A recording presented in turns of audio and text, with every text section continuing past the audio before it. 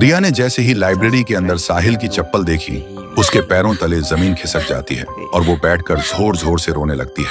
वो चिल्लाती है, भाई कहाँ हो आप, मुझे जवाब दो। तभी उसके कानों में वही आवाज गूंजती है। वो पीछे घूमती है और देखती है ब्लैक बोर्ड अपने आप लिख रहा होता है, अर्जुन मिस्ड रोल नंबर 13। देखते ही रिया की सांसें रुक जाती हैं और वो समझ जाती है कुछ तो बहुत डरावना है यहाँ।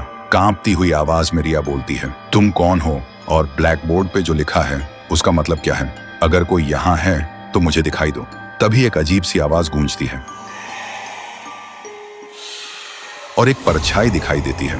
एक लड़का स्कूल यूनिफॉर्म में, उसकी आंखों में सिर्फ दर्द। वो कहता है, सब मुझे भूल गए। रिया पूछती है, तुम कौन हो और चाहते क्या हो? परछाई बोलती है, मैं हूं अर्जुन, मिस्ड रोल नंबर 13। आज से 5 साल पहले की बात है। मैं बचपन से अनाथ था। मेरे मम्मी पापा मुझे अकेला छोड़कर चले गए थे।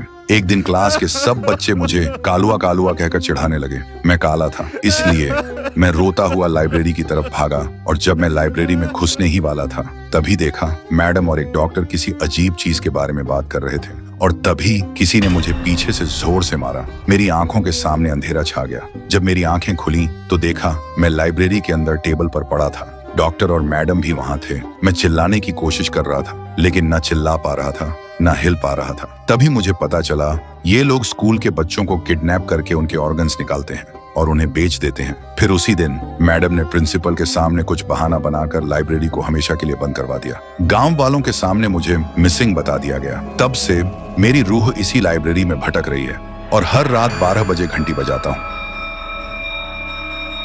बस इस उम्मीद में कि कोई आए, मेरी कहानी सुने और मुझे इंसाफ दिलाए। रिया की आंखों में आंसू आ जाते हैं। वो बोलती है, मैं तुम्हारा दर्द समझ सकती हूँ, लेकिन मेरे भाई ने क्या किया था? उसे क्यों गायब कर दिया? वो कहाँ है? अर्जुन बोलता है, तुम्हारा भाई बिल्कुल ठीक है। उस दिन जब मैं उसके सामने आया वो डर के मारे बेहोश हो गया था। अब वो तुम्हें लाइब्रेरी के कोने में एक सीक्रेट डोर है, उसके पीछे मिल जाएगा और वहीं मैडम के राज की असली फाइल भी है।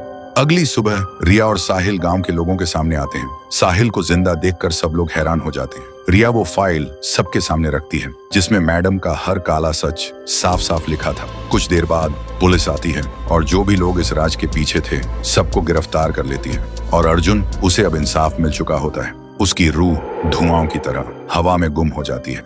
तो दोस्तों, अगर आपको ये कहानी पसंद आई हो और आगे भी ऐसी हॉरर सीरीज चाहिए हो तो कमेंट करो